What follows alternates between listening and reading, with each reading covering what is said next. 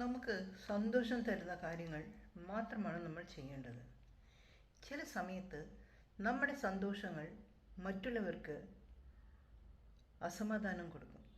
പക്ഷേ ആ സന്തോഷത്തിൽ യാതൊരു വിധമായ സെൽഫിഷ്നെസ്സോ അല്ലെങ്കിൽ മറ്റുള്ളവരെ ഹേർട്ട് ചെയ്യുന്ന രീതിയിലുള്ള എന്തെങ്കിലും കരുത്തുക്കൾ ഇല്ലെങ്കിൽ നമ്മുടെ സന്തോഷത്തിനെ നോക്കി നമ്മൾ പോകുന്നതോ അതിനുവേണ്ടി പ്രവർത്തിക്കുന്നതോ ഒരിക്കലും തെറ്റല്ല. ഒരു ഉദാഹരണം ഞാൻ പറയാം. സിനിമ കാണാൻ പോകുന്നു. വീട്ടിലുള്ളവർക്കാർക്കും സിനിമ ഇഷ്ടമല്ല. അതുകൊണ്ട് അവർ പറയുന്നു, എന്തുകൊണ്ട് സിനിമ കാണാൻ പോകുന്നത്? അതിൽ കാണുന്ന ഓരോരോ കോപ്രായവും ഓരോരോ വേഷങ്ങളും ഓരോരോ ഡയലോഗ്സും പിന്നെന്താ ഓരോരോ കഥകളും പിന്നെ ഓരോരോ സ്റ്റണ്ടുകളും ഇതൊക്കെ കണ്ടു കഴിഞ്ഞിട്ടാണ് നിങ്ങളൊക്കെ നാശമായി പോകുന്നത് എന്ന് ചില സമയങ്ങളിൽ നമ്മുടെ കുടുംബത്തിലുള്ള ഏതെങ്കിലും ഒരംഗങ്ങൾ പറഞ്ഞേക്കാം. പക്ഷേ അത് സത്യമാണോ? അല്ല, അത് അസത്യമാണോ?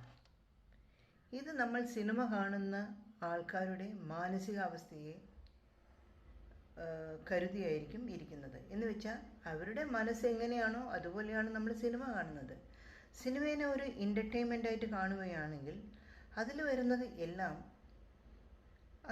അസാധാരണമാണെന്ന് മനസ്സിലാക്കാൻ പറ്റും. പക്ഷേ എത്രയോ നല്ല കരുത്തുക്കളും ഉണ്ടാവും. ഇത്തരം നല്ല കരുത്തുകളെ നമ്മൾ ഉൾക്കൊള്ളുകയും അതുപോലെ അസാധാരണമായ കാര്യങ്ങൾ എല്ലാം റിയാലിറ്റി അല്ല എന്ന് മനസ്സിലാക്കുകയും ചെയ്യുകയാണെങ്കിൽ സിനിമ ഒരു നല്ല എൻ്റർടൈൻമെൻറ്റ് കൂടെയാണ്. പിന്നെ അതൊരു ക്രിയേറ്റിവിറ്റിയാണ്, അതൊരു ലോകമാണ്. അപ്പോൾ സിനിമ വീട്ടിലുള്ളവർക്കാർക്കും ഇഷ്ടമല്ല എന്ന് പറഞ്ഞത് കാരണം സിനിമ കാണുമ്പോൾ നമുക്കുണ്ടാവുന്ന സന്തോഷത്തെ അവലംബിച്ചുകൊണ്ട് സിനിമ കാണാതിരിക്കുക എന്ന് പറയുന്നത് അതത്ര ശരിയല്ല. സോ അതെങ്ങനെയെങ്കിലും കൺവിൻസ് ചെയ്തെടുത്ത് വീട്ടുകാരുടെ ബോധ്യത്തോടെ വീട്ടുകാരെ ഒന്ന് മനസ്സിരുത്തി അതിൻ്റെ ഒരു നാനാഭാഗങ്ങളും ഒന്ന് അവരെ കൊണ്ടൊന്ന് ആലോചിക്കാൻ പറഞ്ഞു കൊടുത്തു കഴിഞ്ഞാൽ നമുക്ക് സിനിമ കുറച്ചുകൂടെ സന്തോഷമായിട്ട് കാണാം. ഇതൊരു ചെറിയ ഉദാഹരണമാണ് പറയുന്നത്. ഇങ്ങനെ ജീവിതത്തിൽ ഒരുപാട് കാര്യങ്ങൾ നമ്മുടെ സന്തോഷത്തെ ആസ്പദമാക്കി നമ്മൾ ചെയ്തില്ലെങ്കിൽ നമുക്ക് ദുഃഖം ഉറപ്പാണ്. പക്ഷെ നമുക്ക് ആ ദുഃഖങ്ങൾ അവോയ്ഡ് ചെയ്യാമല്ലോ, കൺവിൻസ് ചെയ്യാം.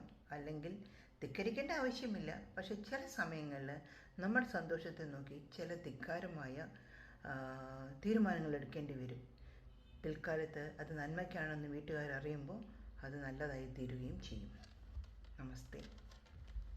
സബ്സ്ക്രൈബ് ചെയ്യുക.